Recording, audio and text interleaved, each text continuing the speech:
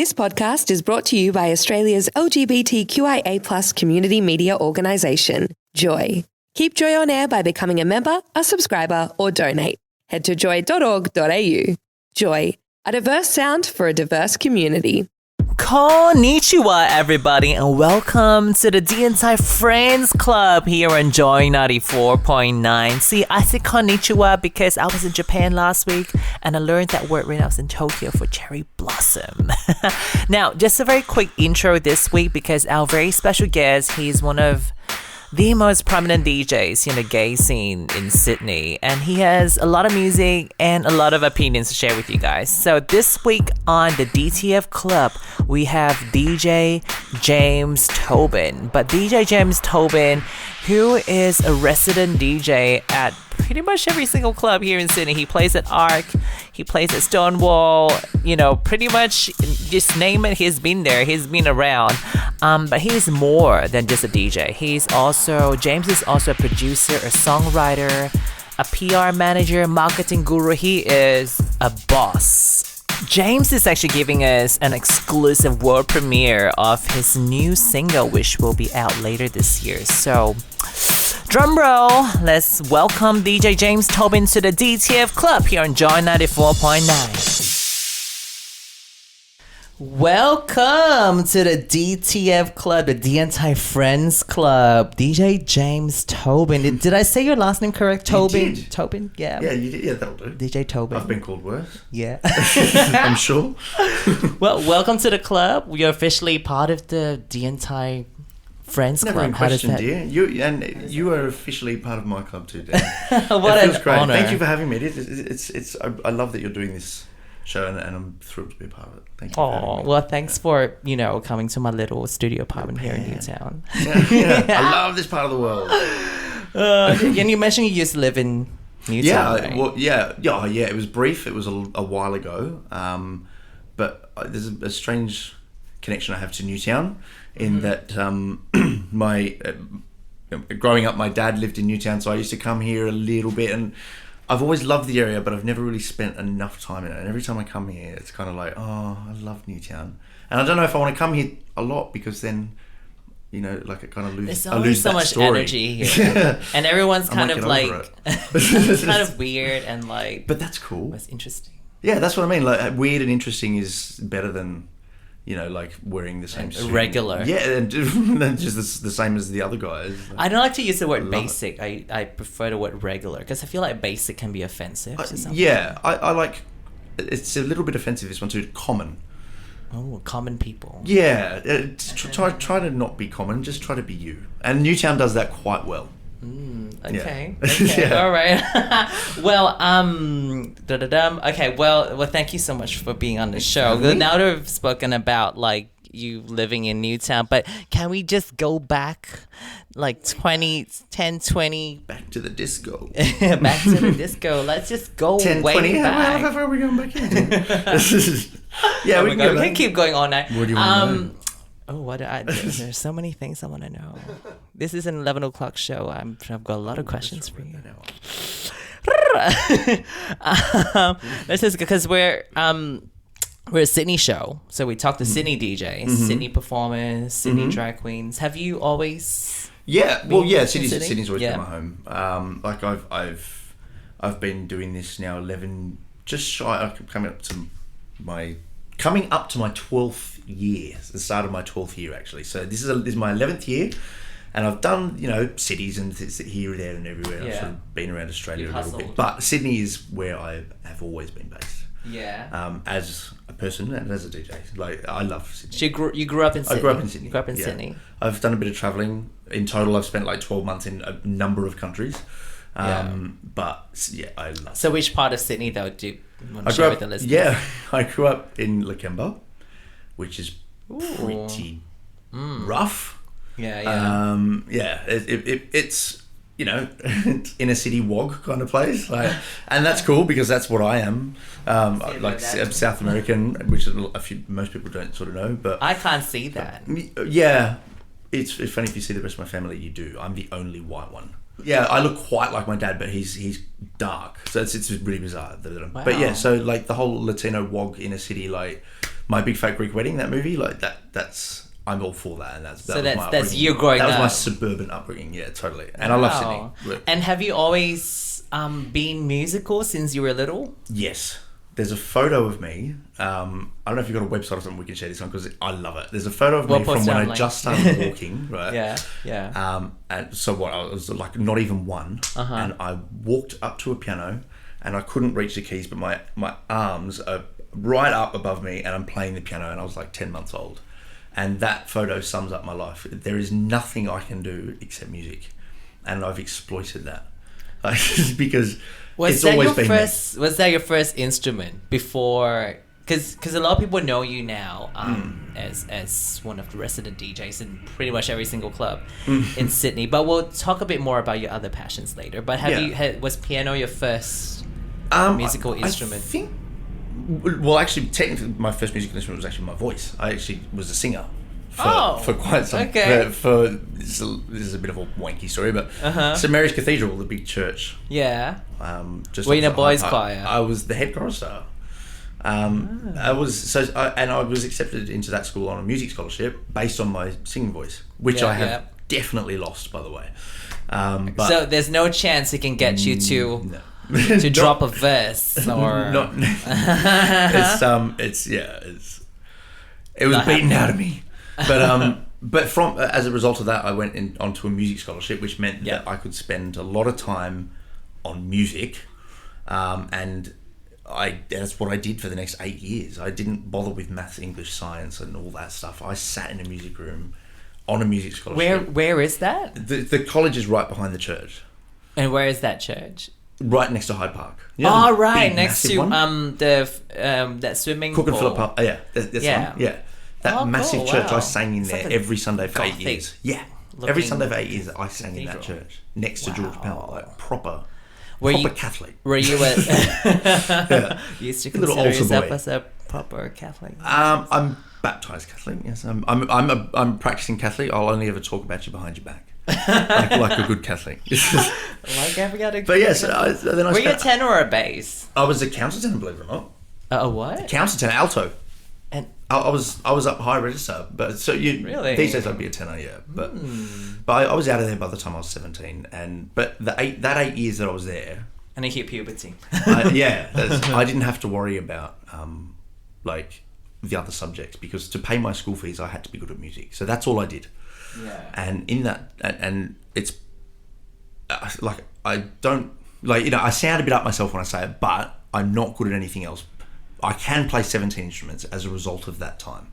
Wow. So, but honestly, I can't make toast. So don't think that that's a talent, because that's literally all I can do. Right? is play the, and it all came quite naturally. I took lessons in strings, so violin and whatnot, and then I think my favorite instruments. Yeah, what's probably your favorite instrument?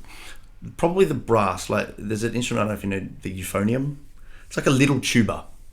Okay, so it's a wind instrument. Brass. Oh, brass. Yeah, okay. yeah. So that's actually the one that I stuck with the longest, and it's funnily enough, it's actually probably the instrument I can play best. Okay. Well, I do like a guy who can blow. But, yeah. It's good to know you've got those talents. Segue. Oh, yeah.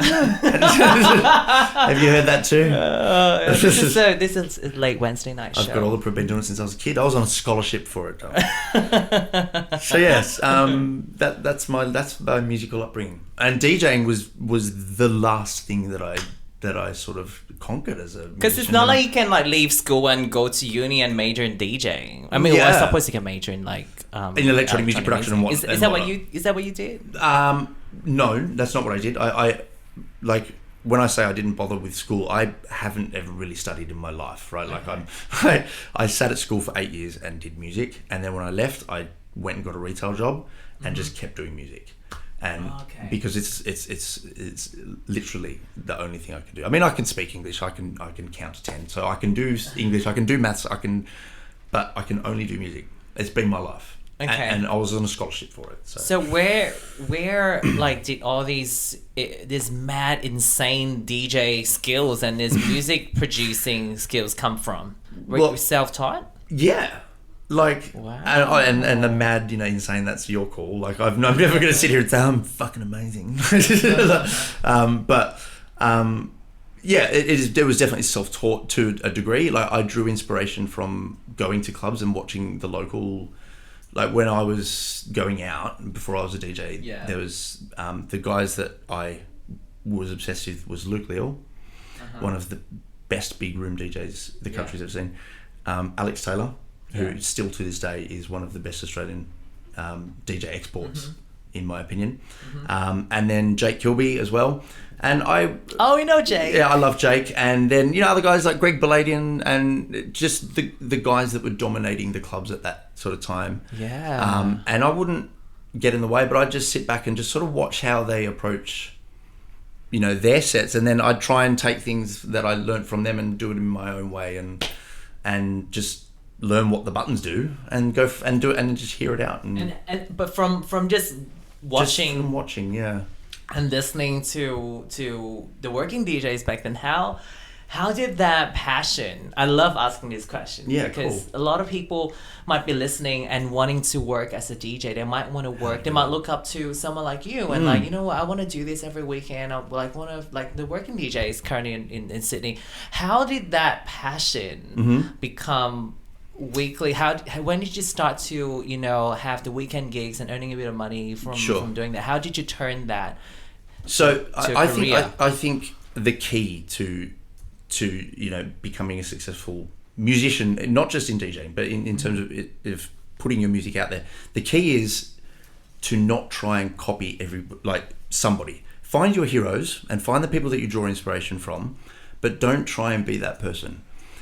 Look at what they're doing and how they're doing it, and then take that and do it in your way, right? Find something that they do that Did you make that mistake in the beginning?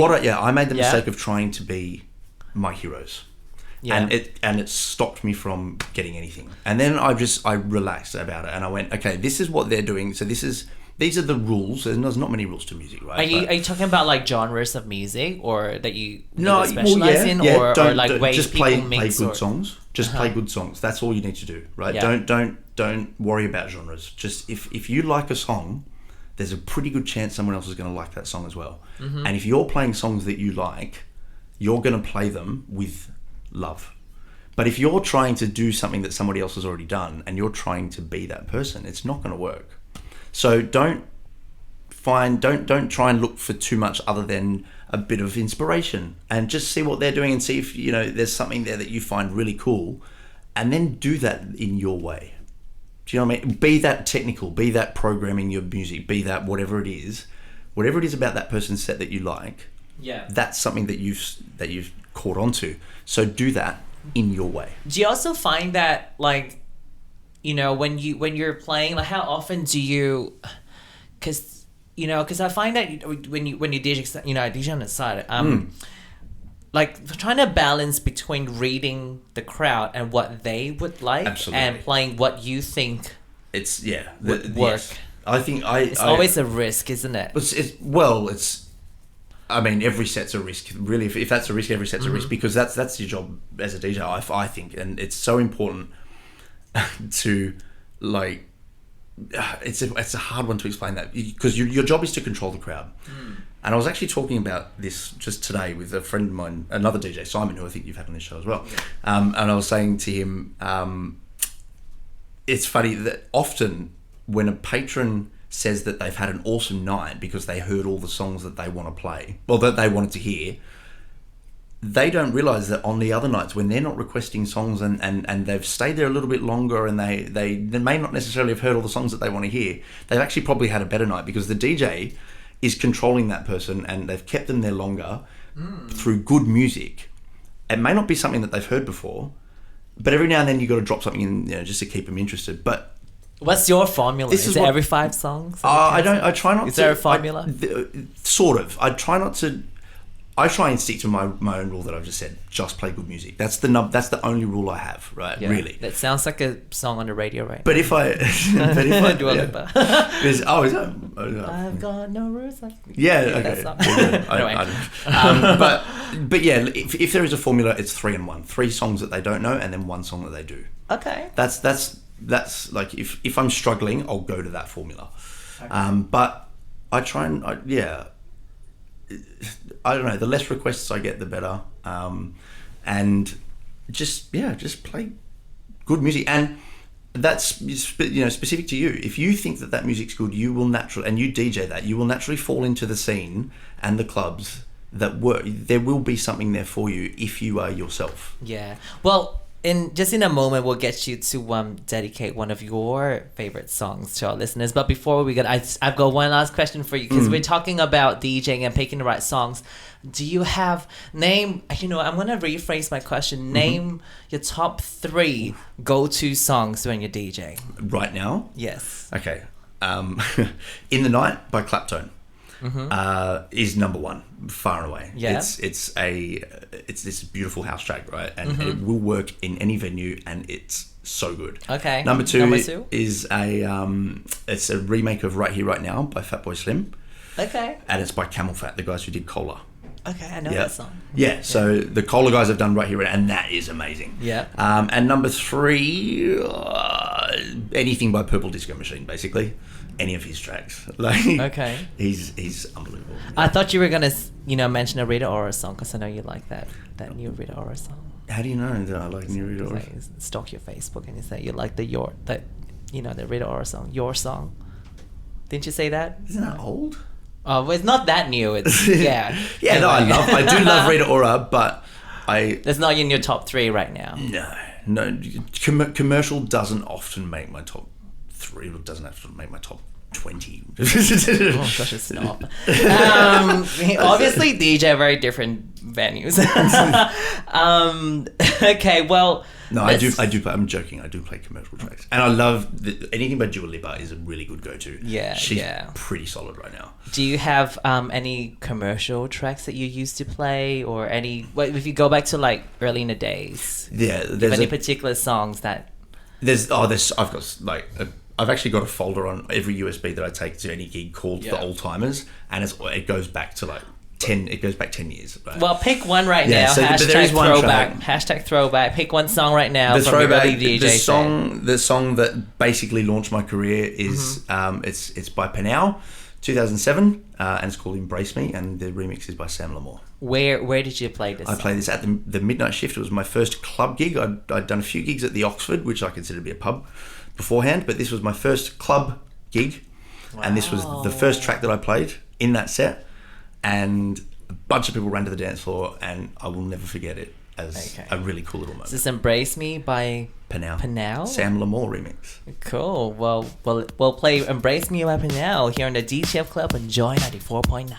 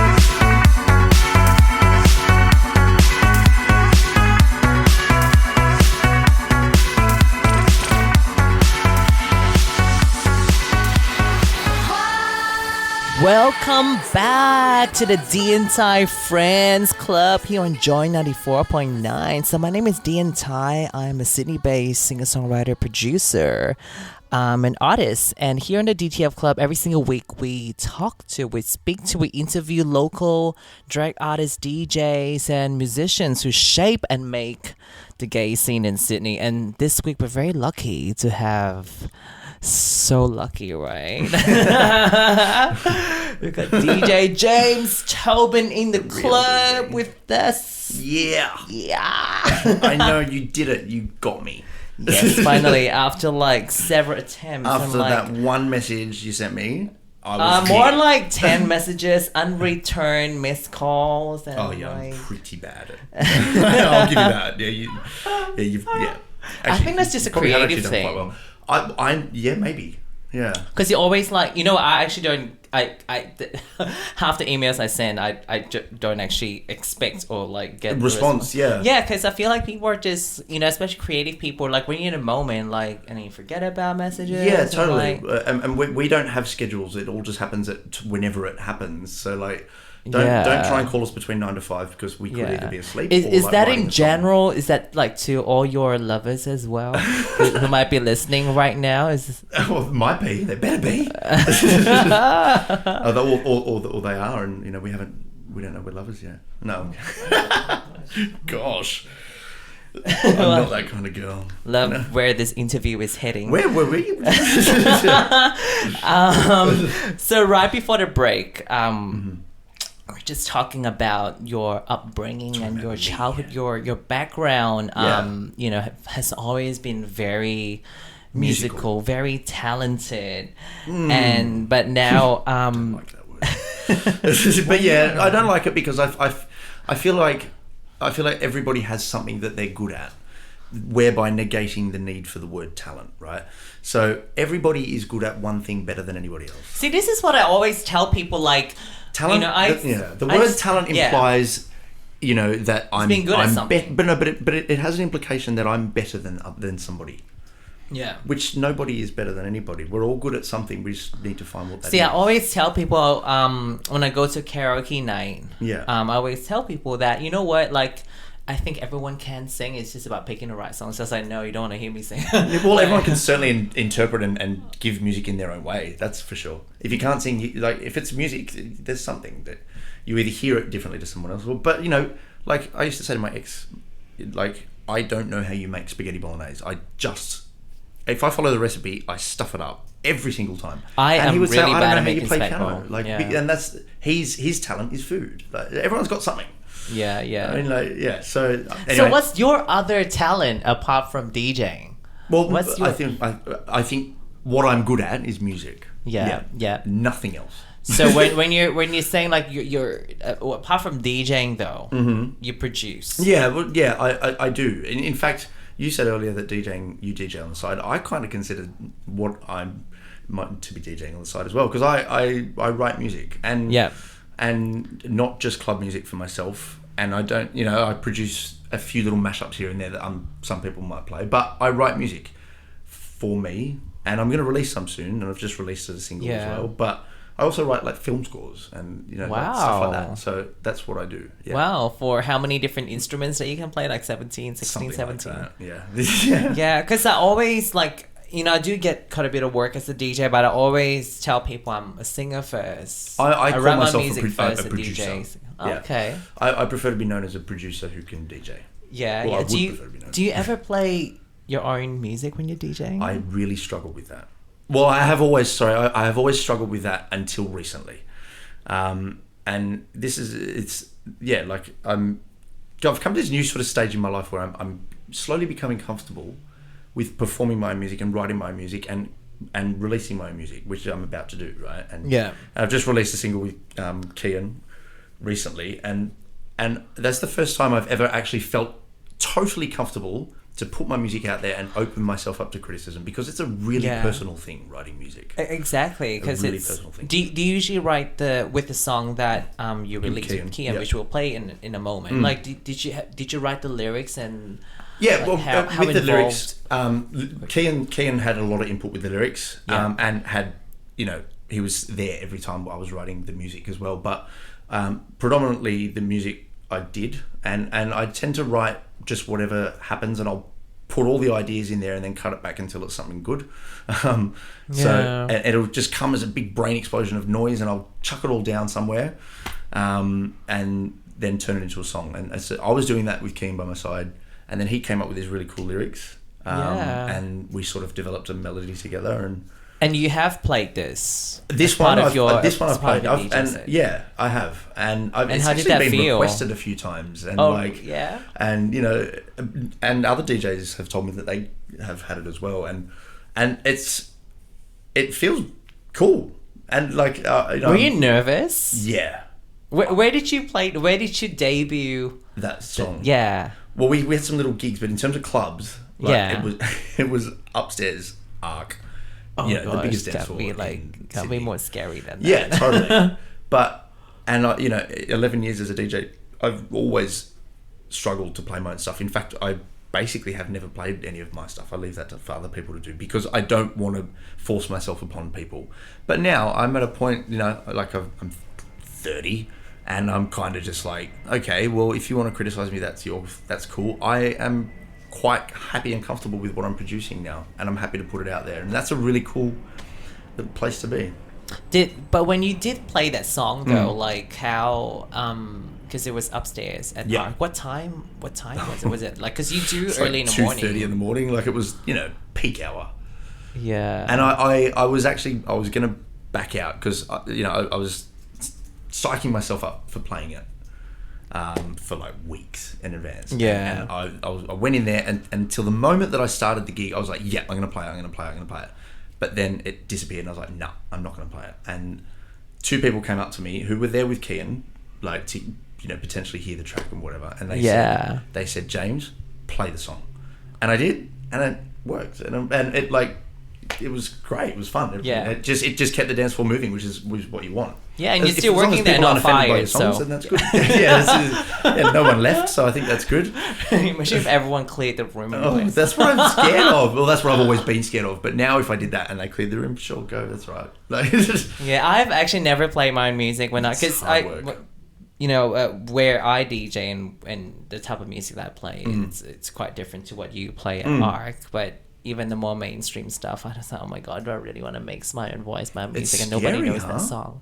It's scary, but you'll do that with another artist. You will play another artist's song that you've never played before, and that that they've never heard before. So ultimately, you could disguise your song as one of those, but for some reason, there's this personal thing attached, and it's like, shit. What if that one person? There's 800 people in this dance floor. What if one of them doesn't like it? Which is probably going to happen, right? In fact, a lot more than one are probably, but that's music. There's a lot of artists' music that we don't like, you and I. So, and that's okay. That doesn't mean that they're any less of an artist. Have you ever tried to write music to cater to what people like? No, that's one thing I stay away from. When you first started, or like when you first started producing. Well, yeah, like that was the mistake. That goes hand in hand with the mistake that I was making as a DJ. You know, only ever try to do what you think is good. And when you're producing music as well, there's no such thing as a perfect mix, right? So, like, all your production aspects, like your EQing and your compressions and all those things, there's no formula that will work for every track. So you make a song, and when you think it sounds good, that song is then done.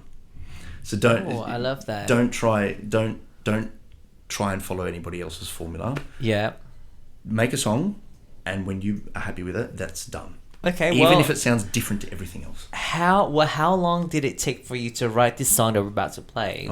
Till you get to that point where, like, you know what, this is done. Okay, so from start to very finish. Yeah, this song with Kian. So to write the song, this particular one, to get the instruments in and to pre-production, to play the instruments per se, that was a very quick process. That took Kian and I probably 2 hours to actually write the music.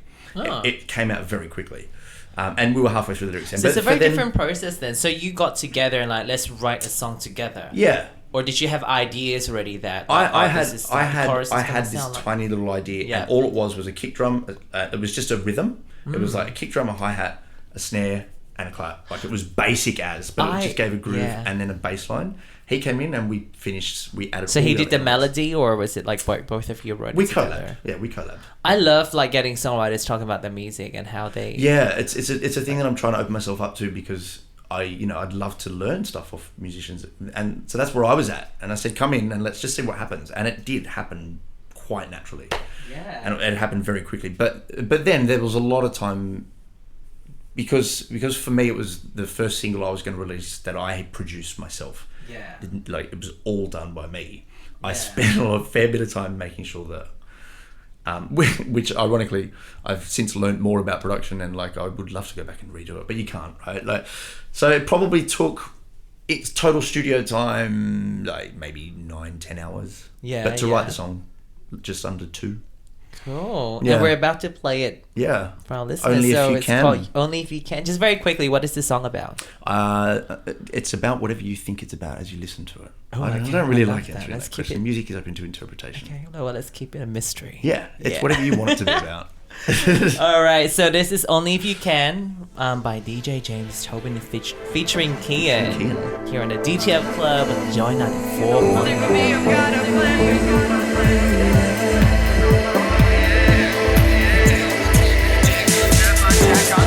Jack on tap like pouring rain. I still hear her screaming my name. I look across the dance floor and my body locks onto you again. Smoke fills the room and my brain can't cope with repeated pain. Need another dance with Jane, a shot at Jack, and I'm back again. Shot at Jack, and I'm back again.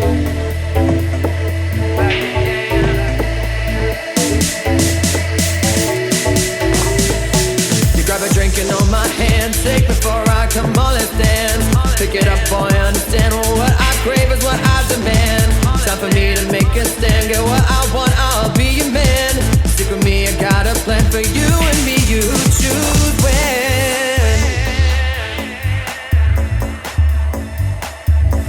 Come on, let's dance.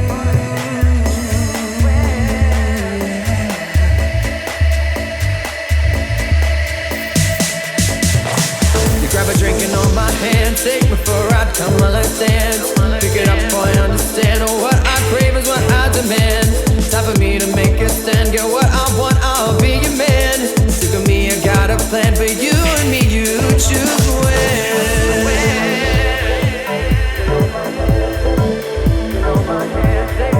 You choose when.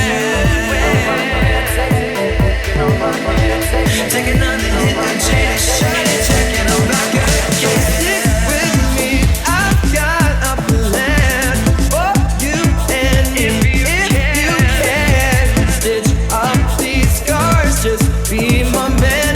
We'll go all night if you can. You grab a drink and hold my hand. Take before I come on, let's dance. Pick it up, boy, understand. What I crave is what I demand. Tell me to make a stand. Get what I want, I'll be your man. Stick with me, I've got a plan for you and me. Only if you can. Something about you I can't describe. How you make me feel inside. Those other guys make my colors fly when the blue and green collide. You grab a drink and hold my hand. Take before I come on, let's dance. Pick it up, boy, understand. What I crave is what I demand. Time for me to make a stand. What I want, I'll be your man. You grab a drink and hold my hand. Be you and me, only if you can. Only if you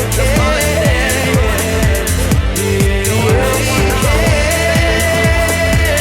You grab a drink and hold my hand. Take another hit and change the shot and check it out. You grab a drink and hold my hand. Take before I come on, let's dance. Pick it up, boy, understand. What I crave is what I demand. Tell me to make a stand. Get what I want, I'll be your man.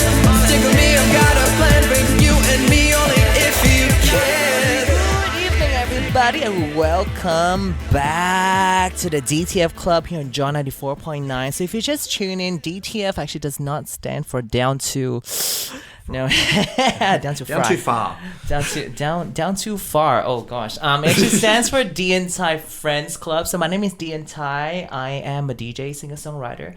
So this is a show about the local talent that we have in Sydney, because there's so much talent out there, and when you go out to a club on weekends, you see the drag queens perform, you hear the DJs, but who are those people that you see every single weekend? So basically this show's about giving those artists that we've got in our scene an opportunity to be heard and to have their opinions listened to. And Don't worry, this week we've lots got of people listening to my opinions.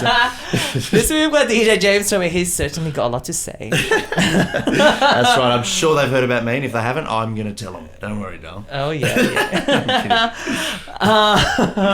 Well, I have definitely heard a lot about you, James, Most of it's true. because you've had I quite can a assure you. you've quite a long career. Been everywhere as well. You've fallen into a lot of things. She's been everywhere. Yeah, it's all as much of a mystery to me as it is to you. Don't worry. Yeah, she's done it been all. around a while, over a decade now, which is pretty cool. Because apart from DJing, like we've mentioned, you produce your music. Yeah. And you also worked at ARC. There was Yep. I've done marketing for ARC.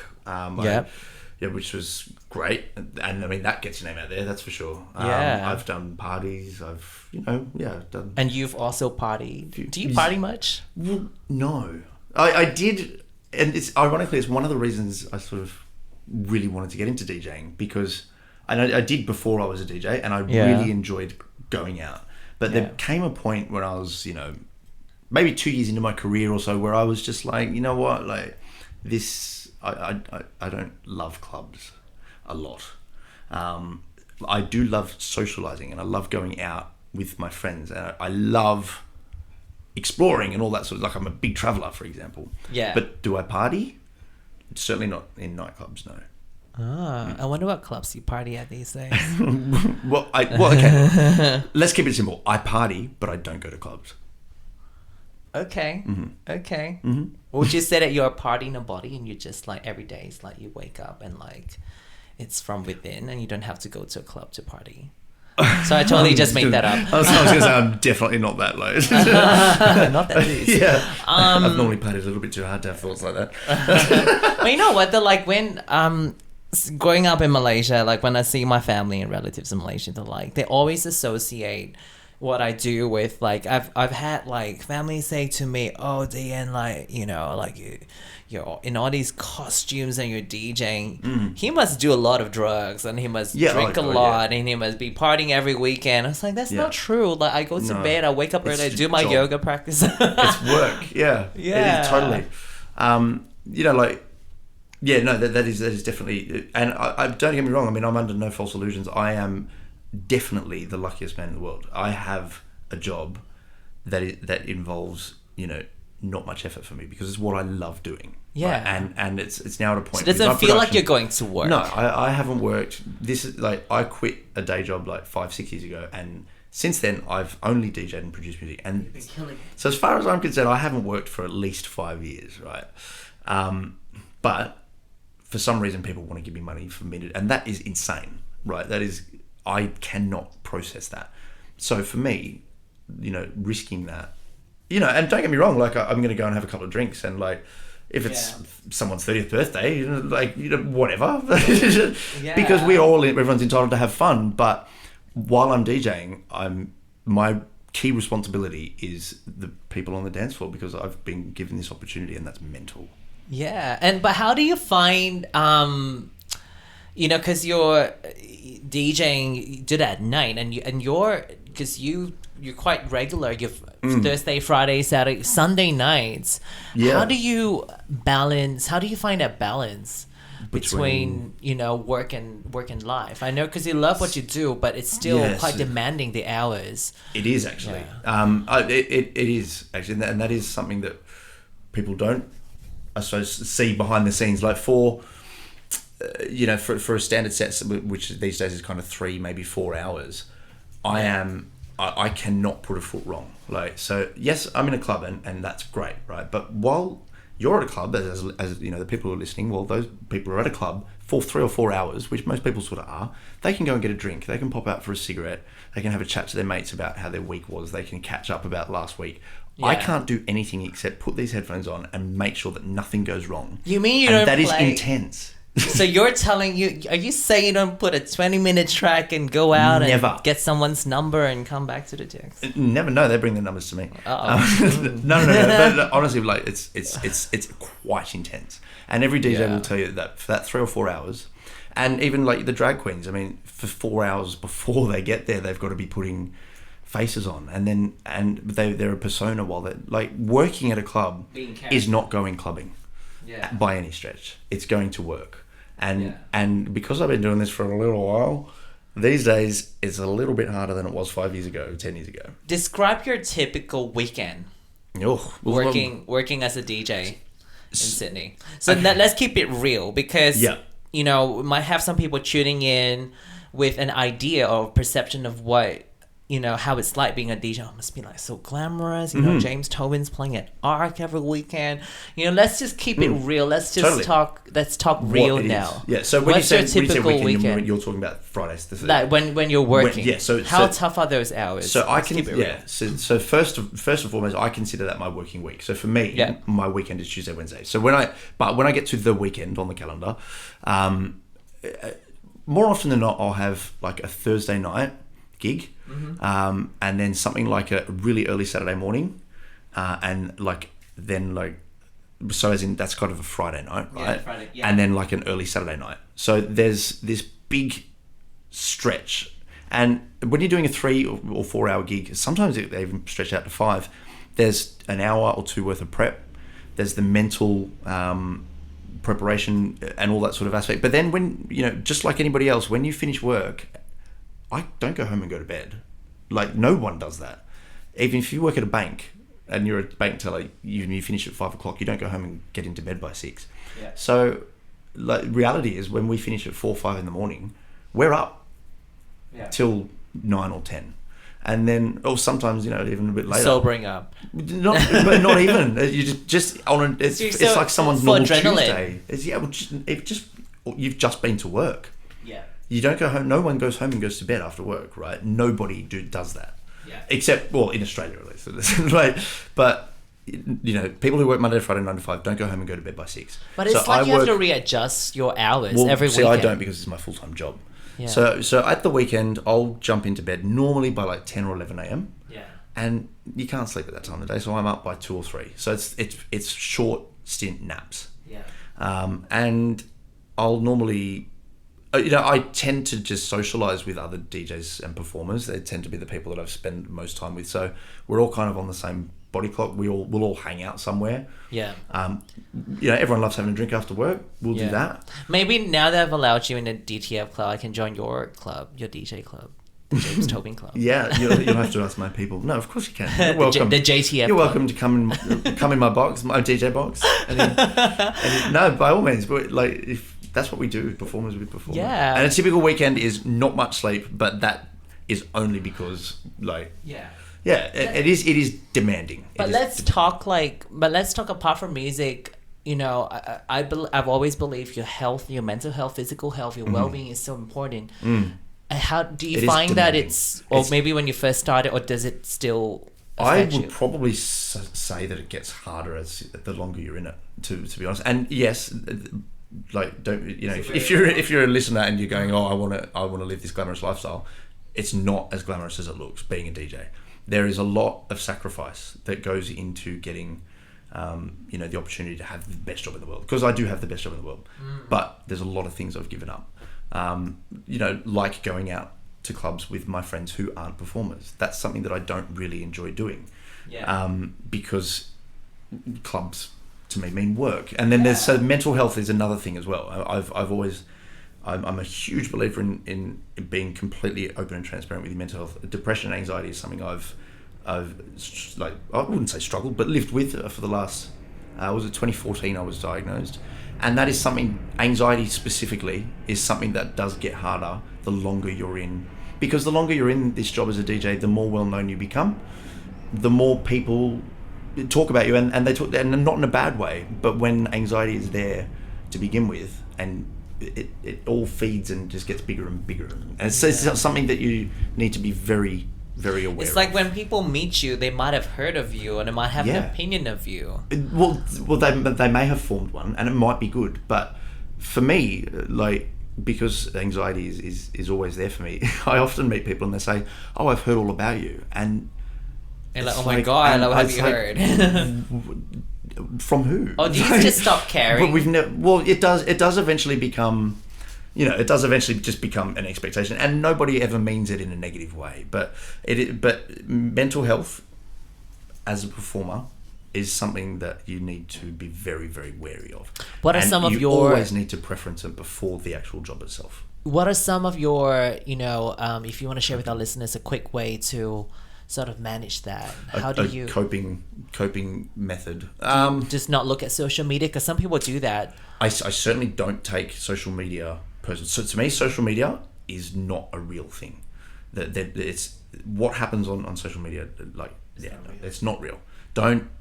Don't ever think that because so and so said something on Facebook, or don't ever think that the cryptic status that might be about you is about. It's just not real, and no one can, and it doesn't change. Facebook drama is not real drama, right? If and my coping method as well. Well, I suppose the two coping methods is I'm only ever gonna say things about other people behind their back if I've already said it to their face, and that's good or bad. So if I'm going to talk about people, then I have to have spoken to that person first, and also I expect / maybe just assume that that's happening in return. So you can't control what people are going to say, and if you've met these people and if they know the real you, then they're only going to say that they're only going to tell the truth. Do you know what I mean? So you can't control what people are going to say about you, and people in this industry will say things about you for their own advantage. Price you've got to pay It for fame. is the price. Well, not fame. Like, I'm world famous in one nightclub. Like, no, but it is. People do know DJ James Tobin. Yeah, I've been around. He gets a while. around. But Does he get around? You want to talk about? Ask everyone Let's else. talk about. We might have some hopeful singles everyone else. listening to the show right I now. don't think I've gotten through all of them, Dale.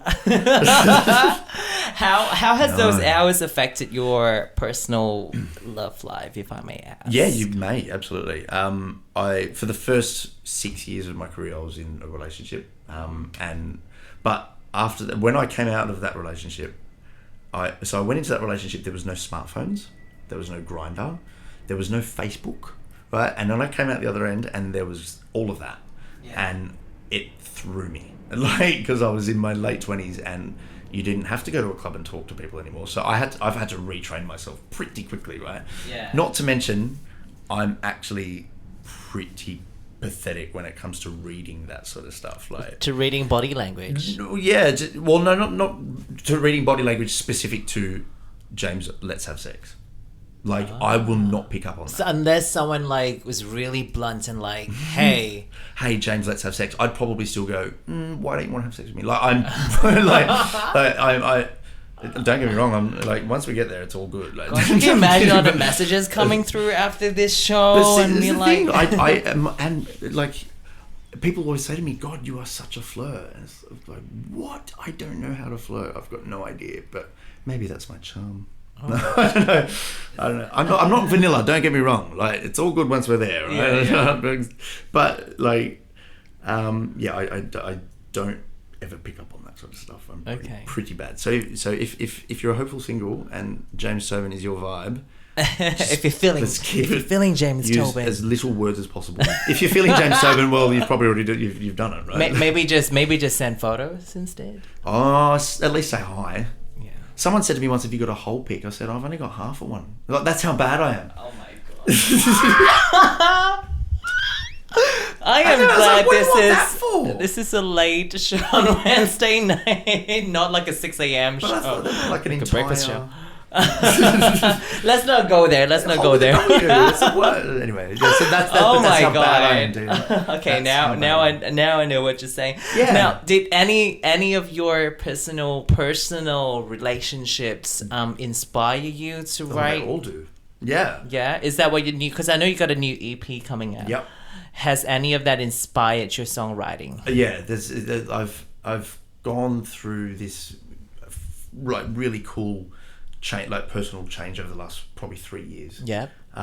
Where I think it came with age, but it also came with like running a nightclub like Arc, where all of a sudden, you really learn a lot about people when people's what you need the most, and you start to just appreciate the fact that people that you meet for the most part are going to want something off you, and that's okay, right? But it's determining what that is and being able to do that in return. So like that confidence in me and the confidence in my relationships grew, and like I really sort of got to a point where there's probably 3, maybe 4 people that truly like it's total unconditional like respect and love and everything like that, and that doesn't mean that I'm not going to talk to anyone else. It just means that like I've started to understand people a lot more. So they're your rock. They're my rocks, but yeah, and I suppose it's there's a great quote about courage. Yeah. And it's courage is not something that people are born with. Courage is something that is a result of a nurtured relationship and knowing that someone has your back. Okay. If it's having the confidence to make that decision or take that leap or do that thing that you're not sure whether you should do or not, knowing full well that there are a couple of people right behind you at all times. That's what courage is. And courage is a result of truly getting to know a few people and having a properly nurtured, unconditional relationship. And so my, going through what I went through with, when you run ARC, 25,000 people want to be your friend. That's when I sat back and I went, hang on a sec, who are the good people here? Yeah. And as a result of finding those good people, I did become more courageous. And that has transpired into writing music. I can't wait to hear this song that you're about to share with our listeners, and there's elements of that in the songwriting. World premiere. World premiere of James Tobin's new single. I'm so My next excited to single. hear this. Now, what is this song called? Just very quickly before It's called play May it. Street. So And it's the May reason, Street. as in May as in the month and street as in a road. The reason it's called that is because I couldn't think of a title for the song, and I was on May Street when I wrote it. Okay. So that's what it's called. All right. Well, let's hear May Street. But if anyone, if you're interested to hear Follow more me on Spotify. Yes. I'm on Spotify as an artist. You can follow me. on I love it Spotify, when people follow me. I have a big trail of people behind me. So. Spotify, Instagram, Facebook, and djjamestobin.com. That's all there. djjamestobin.com. All those things are there. Hope you love my new single. Awesome. Well, we'll definitely play May Street right now here in the DTF Club with John 94.9. So make sure you tune in at the same time next week. So we're Wednesday, 11 p.m. and you can also listen to the podcast show on joy.org.au. This is May Street by James Tobin on the DTF Club.